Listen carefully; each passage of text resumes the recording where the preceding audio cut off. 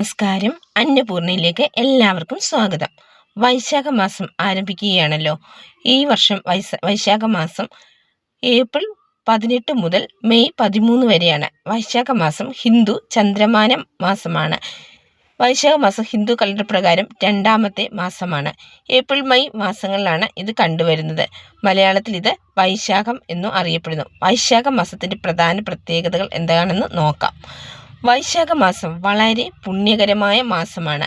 ഈ സമയം ദാനം, സ്നാനം, ജപം, പൂജ എന്നിവ ചെയ്യുന്നത് വലിയ പുണ്യം നൽകുമെന്നാണ് വിശ്വാസം.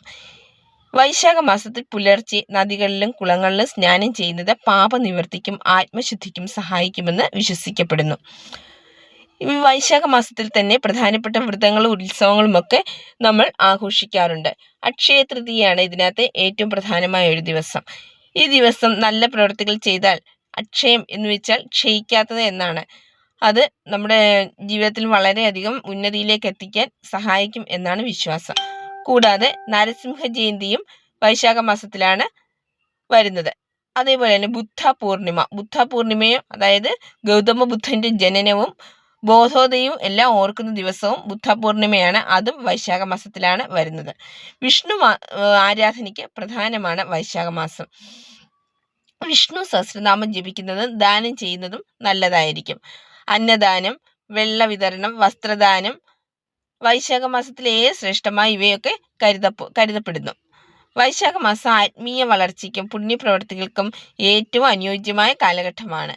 ഈ മാസത്തിൽ ചെയ്ത നന്മകൾക്ക് പല മടങ്ങ് ഫലം നൽകുമെന്നാണ് വിശ്വാസം.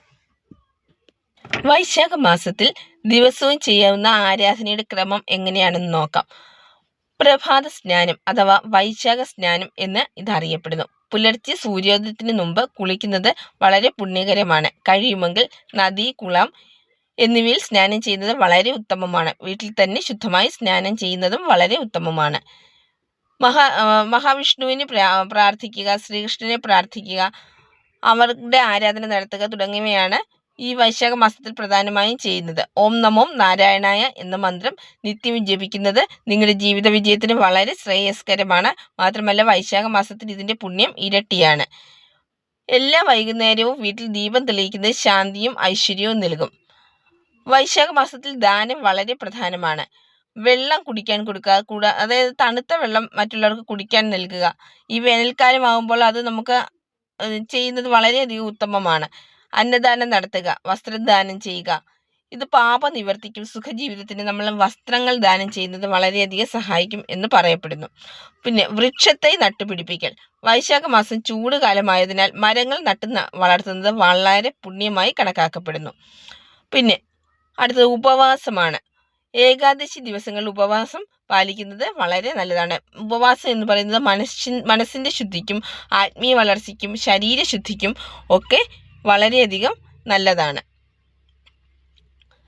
വൈശാഖ മാസത്തിൽ വരുന്ന പ്രധാന ദിവസമാണല്ലോ അക്ഷയ തൃതീയ. അക്ഷയ തൃതീയയിൽ പുതിയതായി നമ്മൾ എന്തെങ്കിലും കാര്യങ്ങൾ ആരംഭിക്കാൻ നല്ല ദിവസമാണ്. സ്വർണം വാങ്ങാൻ, ദാനം ചെയ്യാനൊക്കെ ശ്രേഷ്ഠകരമായ ദിവസമാണ്. അതുപോലെ തന്നെ നമ്മൾ എന്തെങ്കിലും ജപം തുടങ്ങാൻ, എന്തെങ്കിലും ഒരു ആരാധന തുടങ്ങാനൊക്കെ അക്ഷയ തൃതീയ വളരെ നല്ല ദിവസമാണ്.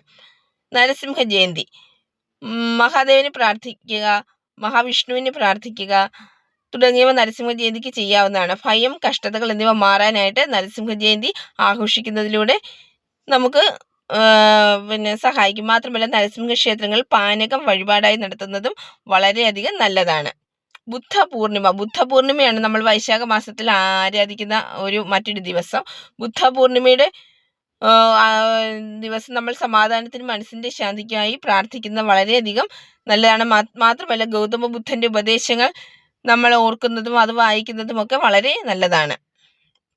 പാവപ്പെട്ടവരെ സഹായിക്കുക, പക്ഷികൾക്ക് വെള്ളവും ഭക്ഷണവും നൽകുക, കോപം, ദേഷ്യം എന്നിവ ഒഴിവാക്കുക, നല്ല ചിന്തകളും പ്രവൃത്തികളും പാലിക്കുക. അതായത് നമ്മൾ ഈ വൈശാഖ മാസം മുഴുവൻ ഒരു വ്രതശുദ്ധിയോടെ വ്രതത്തിലാണ് നമ്മൾ എന്നുള്ള ബോധത്തോടു കൂടി കഴിയുന്നത് വളരെയധികം നല്ലതായിരിക്കും. വൈശാഖ മാസം പുണ്യം സമ്പാദിക്കാൻ ഏറ്റവും നല്ല സമയമാണ്. ചെറിയ നന്മകൾ പോലും വലിയ ഫലം നൽകും. വൈശാഖ മാസത്തിൽ എല്ലാ നക്ഷത്രക്കാർക്കും ചെയ്യാവുന്ന പ്രത്യേകമായ ഒരു പരിഹാരമാണ്. അതായത് ഏത് നക്ഷത്രക്കാരനും സ്നാനം, ജപം, ദാനം, ദീപം, നല്ല പ്രവൃത്തികൾ, നല്ല ചിന്ത എന്നിവ വൈശാഖ മാസത്തിൽ മികച്ച ഒരു പരിഹാരമായി കണക്കാക്കപ്പെടുന്നു. എല്ലാവർക്കും നല്ലൊരു ദിവസം ആശംസിക്കുന്നു. മാത്രമല്ല വൈശാഖ മാസം പുണ്യകരമാക്കാനും ഈശ്വരനെ ഭജിക്കാനും നല്ല പ്രവർത്തികൾ ചെയ്യാനും മനസ്സും ശരീരവും ശുദ്ധമാക്കി വയ്ക്കാനും മഹാവിഷ്ണു അനുഗ്രഹിക്കട്ടെ എന്ന് എല്ലാവർക്കും വേണ്ടി പ്രാർത്ഥിച്ചുകൊണ്ട് ഇന്നത്തെ വീഡിയോ നിർത്തുന്നു. നന്ദി, നമസ്കാരം.